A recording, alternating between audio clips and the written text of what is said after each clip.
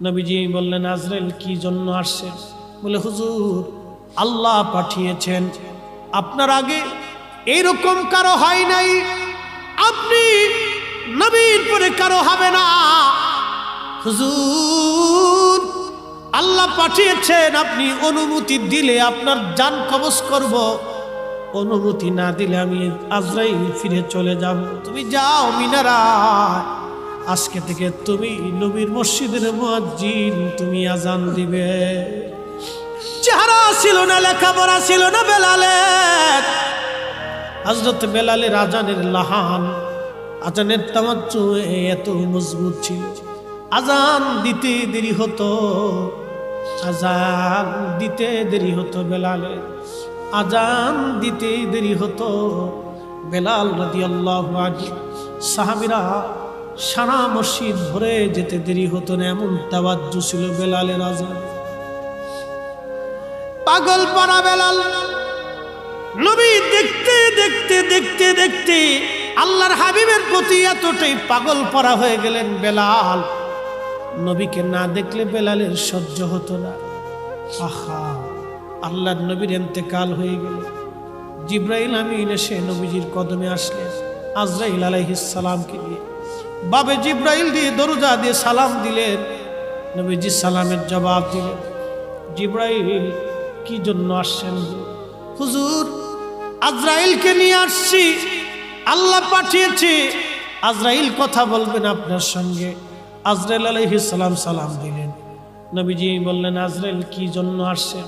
বলে, হুজুর আল্লাহ পাঠিয়েছেন, আপনার আগে এইরকম কারো হয় নাই, আপনি নবীর পরে কারো হবে না। হুজুর আল্লাহ পাঠিয়েছেন, আপনি অনুমতি দিলে আপনার জান কবজ করব, অনুমতি না দিলে আমি আজরাইল ফিরে চলে যাব। আপনার যতদিন মন চায় আপনি ততদিন উম্মতের মাঝে বেঁচে থাকবেন। আহা, নবীজি বললেন, আজরাইল আল্লাহর হুকুম কি রকম? বলে, হ্যাঁ আল্লাহ আমাকে এইভাবেই ফরমান দিয়ে পাঠিয়েছেন। জিবরাইল বলেন, হুজুর আল্লাহর ফয়সালা এরকম, আপনি চাইলে চলে যাবেন, না চাইলে আপনি দুনিয়াতে থাকবেন উম্মতের মাঝে। তবে হ্যাঁ, মাশুক আল্লাহ আপনার দিদারে আগ্রহী হয়ে আছে গো নবীজি। নবীজি কেঁদে ফেলে দিয়ে বলেন, আজরাইল দেরি করো না, আমাকে নিয়ে চলো, আমি আর দুনিয়ার মধ্যে থাকতে চাই না, আমার মাশুকের দিদারে আমি নবী চলে যেতে চাই। আল্লাহ নবীর ইন্তেকাল মোবারক হয়ে গেল, সাহাবীরা পাগলের মতো হয়ে গেলেন, নবী নাই, নবী নাই, নবী নাই। সারা মদিনায় কান্নার রোল পড়ে গেল, নবী নাই।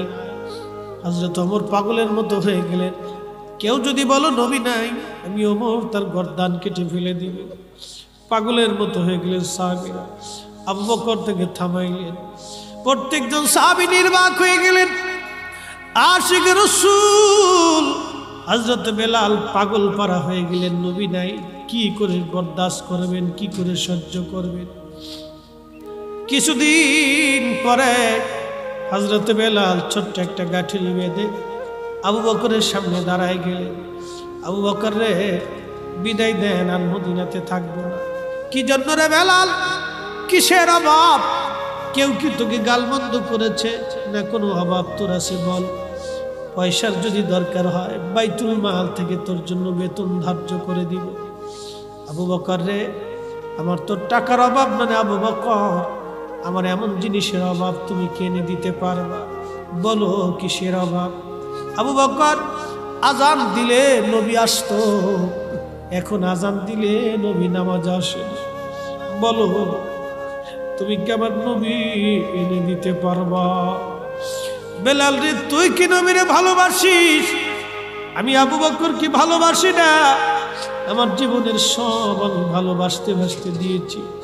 বেলাল কেঁদে বলেন, আবু বকর তুমিও ভালোবাসো, আমিও ভালোবাসি। তুমি নবীজির রওজা শরীফ দেখলে সহ্য করতে পারো? আমি বেলাল যখন রওজা শরীফের দিকে তাকাই আমার কলিজা ফেটে আসে। আমি সহ্য করতে পারি না। মদিনার রওজা মুবারকের পাশে দাঁড়ায় দেখবেন কত হাজি। রওজা শরীফ দেখলে শুধু সালাম দিয়ে চলে যায়, কোনো অনুভূতি নাই। আবার কত হাজি পাগলের মতো কাঁদতে থাকে। কোন হাজি মদিনার থেকে ফেরার সময় পাগলের মতো কাঁদে পাগলের মতো, আর বলে হুজুর আমি গরিব মানুষ, কোনদিন আর মদিনা আসতে পারবো কিনা জানি না গো নবী, বিদায় নিচ্ছি আপনার কদম থেকে। কোন হাজি কেঁদে কেঁদে পেরেশান হয়ে যায়, কোন হাজিরা কেঁদে কেঁদে পেরেশান হয়ে যায়। রওজা শরীফ দেখলে কোন হাজি চোখের পানি ফেলে ফেলে কাঁদে। পাগল পারা হয়ে যায় হাজি, পাগল পারা হয়ে যায় হাজি।